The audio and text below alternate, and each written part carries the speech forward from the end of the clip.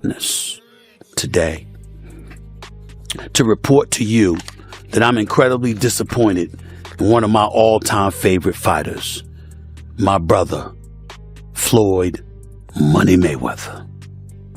Yes. So is it just his overhead is so high on a day-to-day, month-to-month? Like I don't even want to talk about it. Like with the lifestyle, that money's gone. Trust me. Now it's like you call him, he'll be at your local host in a nightclub because you need that action right now. Do you think he should step back in the ring? I think he got to right now because the money gone. Logan. Now he's fighting Deji. Is he broke? Is Mayweather broke? Are y'all new here? Yeah. Is he broke? Yeah. He's broke. Yes. That makes sense. No, he's not. Jeff shaking his Yes, he is, Jeff. Not. 7 years after one of the biggest money-making fights the sport has ever seen, the narrative around Floyd Mayweather is starting to look very different. Once celebrated as boxing's ultimate symbol of wealth, a man who branded himself a stud around money and backed it up with non-stop luxury, there's now growing chatter that the fortune he built his identity on might not be as solid as people once believed. Jake, now, did Logan ever get paid with the situation with Floyd Mayweather? Nah, not yet. Floyd Mayweather's broke. You know, that's what a lot of people don't realize. He gets these big checks and doesn't pay the taxes on it. And then the IRS comes hunting him down later. He owes a lot of people I know money.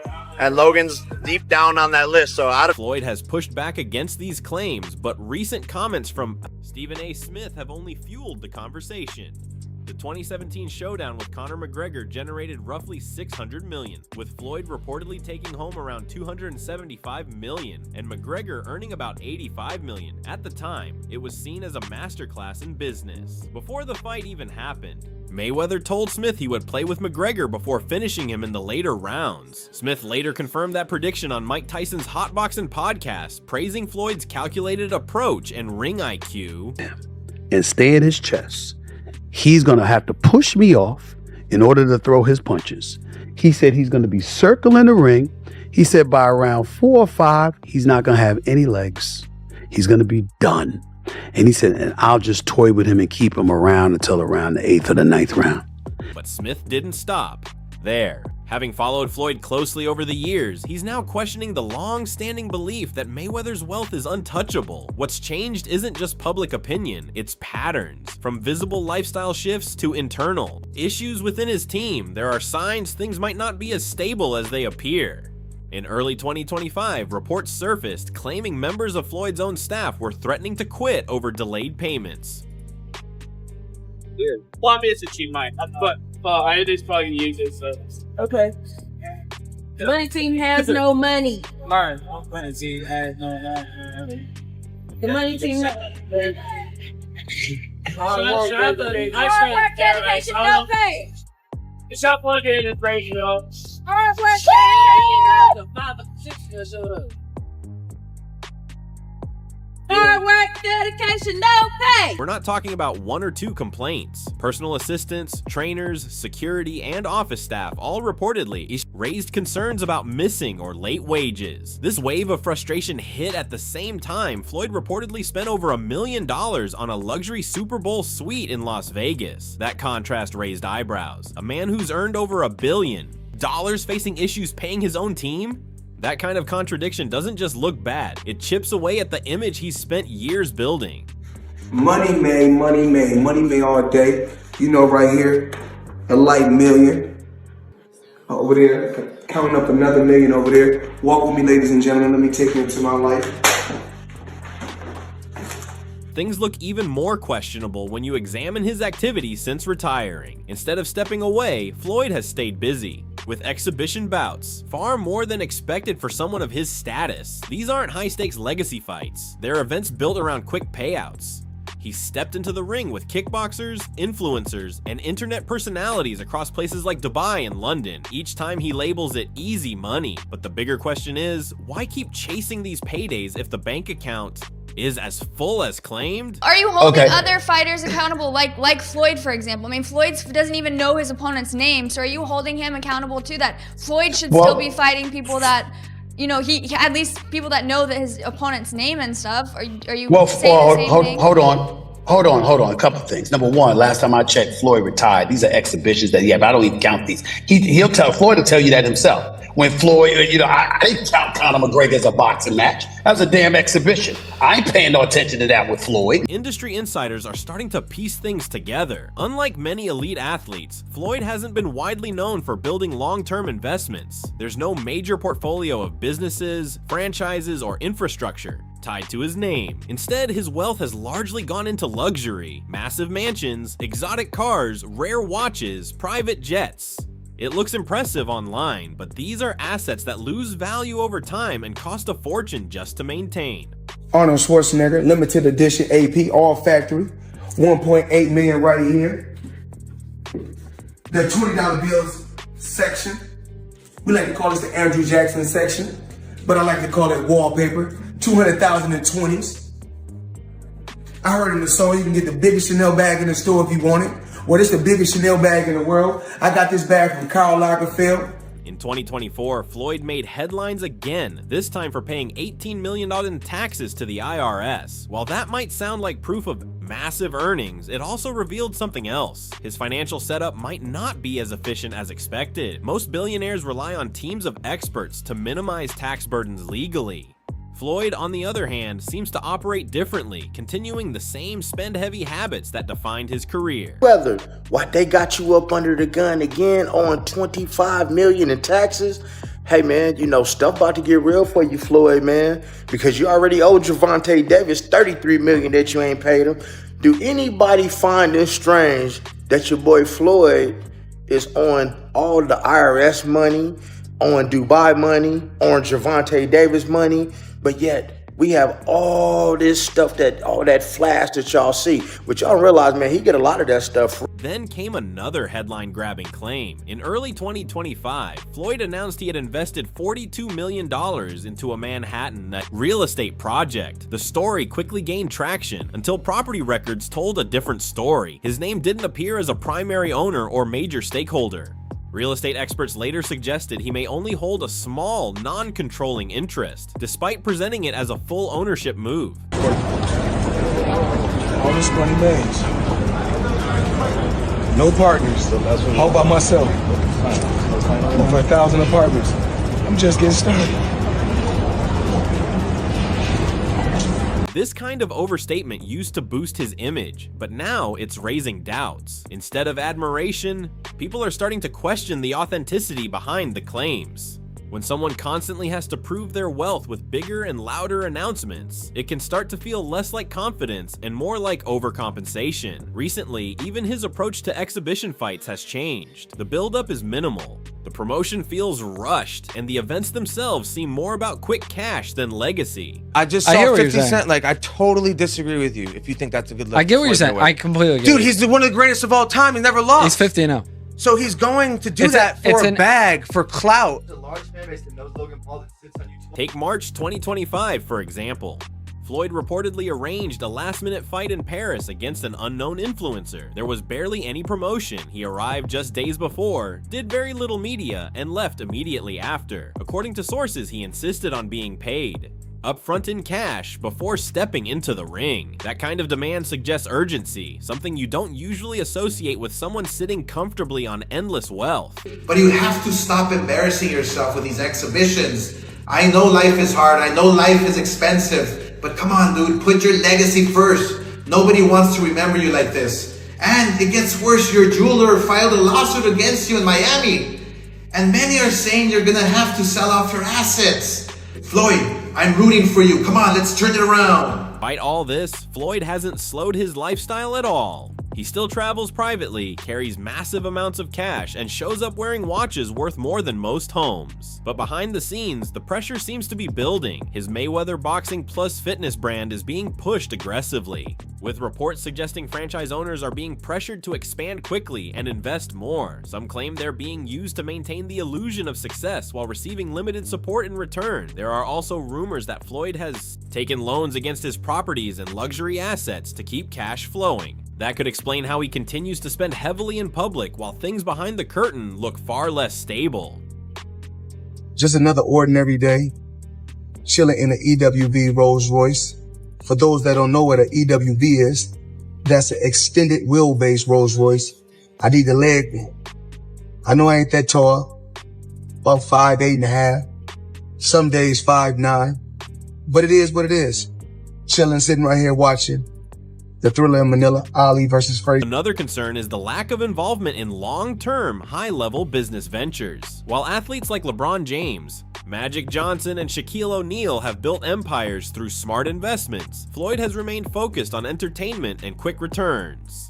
That approach works until it doesn't. Exhibition fights won't last forever, and the market for them is already starting to cool. This isn't a new story in sports. Many stars who built their identity around spending have faced similar challenges. The difference here is Floyd built his entire brand on being the richest. If that image fades, it doesn't just hurt financially, it reshapes how his legacy is remembered. And they say, well, it's not all about the money. Well, your kids can't eat legacy. They can eat off the currency. Even though Floyd continues to mention streams of passive income, there's very little proof showing that his current lifestyle is backed by anything beyond appearances and short-term deals. His public statements don't seem to line up with available records. He still speaks as if hundreds of millions are flowing in yearly, yet those figures aren't reflected in recent fight earnings or business updates. Not long ago, conversations around Mayweather focused on a $1.2 billion career that changed boxing forever. Now, the spotlight has shifted to something else entirely: real estate ambitions and growing pressure behind the scenes. Floyd appears to be going all in on property investments, from large-scale Manhattan acquisitions to partnerships with major firms like SL Green and 601W. This isn't small-time flipping. He's aiming to secure a lasting footprint in one of the toughest markets out there. But as 2025 unfolds, that vision is starting to look less stable, and it's not the buildings causing concern. But soon as someone black, when my career is over as far as me in a combat sport, as far as boxing, whatever, if I'm promoting on social media or I'm doing exhibitions, it's like, oh man, he's broke. No, it's not a crime for them to make money. They don't say nothing about the guys that's 80 and 90 that's still making hundreds of millions and billions, but soon as somebody black does it, your people, your own people say, oh, he's broke. Like many controversies, this one didn't explode overnight. It started quietly. A small group of employees from a fitness location on Highland Avenue in Los Angeles gathered outside, holding signs that told a very different story. The messages were raw, accusations of being abandoned financially, claims of broken promises, and frustration boiling over. What made it hit harder was the name attached to it. The money team has no money, one sign read. The irony couldn't be ignored. Floyd's entire image has always revolved around endless wealth, so seeing that challenge publicly struck a nerve. My job is to help you. Yeah, I'm with Floyd, getting a check. I get a check from Floyd, but I want to push you. Have your own business while you traveling the world with me and we laughing, we kicking, and we joking. You got a company where you're making money also. So if something go wrong and you're not with me no more, you don't have nothing bad to say about me because I put you in a position to become an entrepreneur or to become a boss. What's making this situation even more complicated is the uncertainty about Floyd's involvement. Some employees have claimed they were instructed not to inform him about the issues, even though he had visited the location just weeks earlier. Think about that. He walked in, greeted people, took photos, and left, possibly unaware of the problems unfolding behind the scenes. Or maybe he knew and chose to stay silent. That's where the real debate begins. Is Mayweather disconnected from the day-to-day reality of his own empire? Or is he aware and simply focusing elsewhere while things fall apart? What I'm doing right now, that's what I do every day. Shop. Hey, number like couple bucks. Greg, come with me. I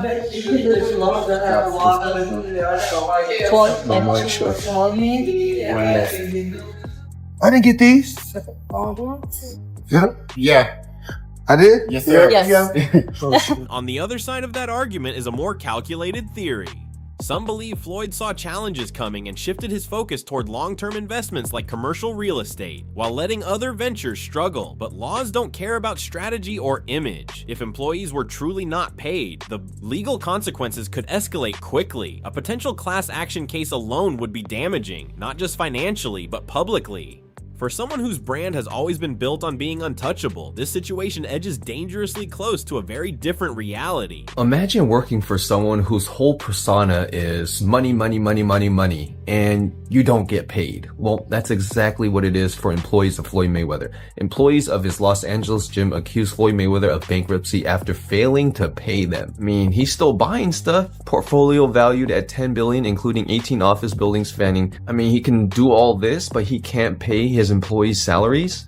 $10 billion portfolio, 18 office buildings spanning 10 million square feet. Let's be clear, Mayweather has never presented himself as an average athlete. He's long promoted the idea that he's a mastermind in business, operating without middlemen and controlling his own empire. But when reports surface about unpaid staff or locations shutting down over something as small as missed rent, it raises serious questions. Social media hasn't held back either. Many are starting to believe this could be the beginning of something bigger. Some argue that his recent aggressive investments aren't a display of power, but a response to pressure. Online discussions have pointed out the sudden surge in publicity around his property deals. One user wrote, "It feels like he's trying to prove he's rich instead of just being rich." Another asked, why would someone that wealthy push gym franchises this hard unless they needed the income? Hard work. Dedication, hard work, dedication, no pay. The money team has no money. The money team has no money. I've been working in Los Angeles and Hollywood, Mayweather boxing and fitness since 2018 in September. There's always been broken promises. I can't feed my family. I'm sitting here going home every night arguing with my wife. She's pissed off. And it's not just fans raising eyebrows. Even voices within boxing are beginning to speak more openly. Andre Ward recently commented on how flashy lifestyles don't always equal long-term financial stability. While he didn't name anyone directly, the message was clear enough for people to draw their own conclusions. The clip quickly spread online, often paired with Mayweather's image. Meanwhile, whispers from within Floyd's own circle have started to surface. Former associates and fighters connected to his brand have suggested things haven't felt right. Since around 2023, one anonymous fighter claimed payments were taking longer to arrive. Another mentioned that events in Las Vegas seemed smaller, lacking the high-end production that once defined Mayweather promotion. To late 40s now, still fighting with these random people in random places. Yeah. For 5 million here, 10 million there. No, he's just a big spender. You can't spend like that, you know? Like, this guy has a lot of chains. So many chains, bro. Chains, that's a depreciating asset. Yeah. Get yourself something that'll hold value. Yeah. Go buy some real estate. At the same time, the scale of Floyd's real estate ambitions continues to grow. We're talking thousands of apartment units in Manhattan, multiple high-rise developments, and even involvement in a major Times Square casino project alongside SL Green and Rock Nation. These are massive, long-term investments that require serious capital and patience. They're not quick return ventures. That means a significant portion of his wealth could be tied up in assets that won't generate immediate cash flow. The week before I fought Floyd, I was in my hotel room by myself with my mind about to implode. You're about to fight arguably the greatest boxer of all time. As an 0-1 YouTuber. It's great that you got the job done of getting the paperwork. I got Floyd Mayweather to agree to fight me. But you gave him a respectable performance to where people walked away and it's not a gimmick anymore. I owe Floyd a thanks. Floyd Mayweather, looking forward to receiving the rest of the money you owe me, but thank you. In financial terms, this situation is often described as being asset rich but cash poor. On paper, you own a lot. But in terms of liquid money, things can be tight. If Floyd's spending habits haven't adjusted to that reality, then the issues with his fitness businesses might just be the first visible crack. This is someone known for carrying huge amounts of cash, flying private at all times, and hosting extravagant parties that cost hundreds of thousands. So when reports emerge about unpaid wages or closures over rent disputes, it naturally leads to one question. Has the money slowed down while the lifestyle stayed the same? It's like silent, he's telling people that he's not sure he wants to fight anymore. And I think he's saying what he really believes. That doesn't mean that he won't fight. See, I had lunch with some guy who knows Floyd. He's not that he's in the inner circle, but he knows, and he said Floyd only likes to fight and wants to fight when he's broke. Despite all this, Floyd continues to showcase new properties. His reported $20 million purchase in Midtown Manhattan during the holiday season wasn't just another deal, it felt like a statement. Prime location, high visibility, and a clear message. He's still in control, but for many watching, it came across differently. During interviews, he spoke about his early days visiting the Diamond District and how meaningful it was to now own property in the area. But for some viewers, it felt more like an attempt to reinforce an image that's starting to fade. The comment sections under his posts reflect that shift. Instead of admiration, there's skepticism. People are asking questions, making jokes, and even longtime supporters are beginning to hesitate. For someone whose influence relies heavily on public perception, that's a risky place to be. So is it just his overhead is so high on a day-to-day, month-to-month? Like I don't even want to talk about it. Like with the lifestyle, that money is gone. Trust me. Now it's like you call him, he'll be at your local hosting in a nightclub because you need that action right now. If this situation were only about a few gym locations, it might not carry this much weight. But something deeper is happening. For years, Mayweather represented perfection, undefeated in the ring, and seemingly unbeatable financially. He was seen as someone who mastered both sport and money. Now, that perception is being tested. Every report of unpaid wages, every protest, every business issue chips away at that image. And through it all, Floyd hasn't addressed any of it publicly. No statements, no explanations, just more headlines about investments and future projects. It's as if he's focused on building the next move while ignoring the problems happening in real time. Vacation for 30 days, I take 30 watches with me. But you know what? What's crazy is this. If we add 10 more days, I take 10 more watches. But then I say, and here's the twist that makes it even more complicated. What if Floyd isn't fully aware of how bad things are? It's possible that the people around him are shielding him from the fallout to protect the brand. Maybe they're trying to keep the image alive while things behind the scenes start to weaken. But in today's world where information spreads instantly, it's becoming harder to maintain that illusion for someone who once proudly declared himself not just a businessman, but the businessman. This moment raises a serious question. Is he still in control of the empire, or watching it slowly unravel while trying to hold on to the image that built it? What do you think?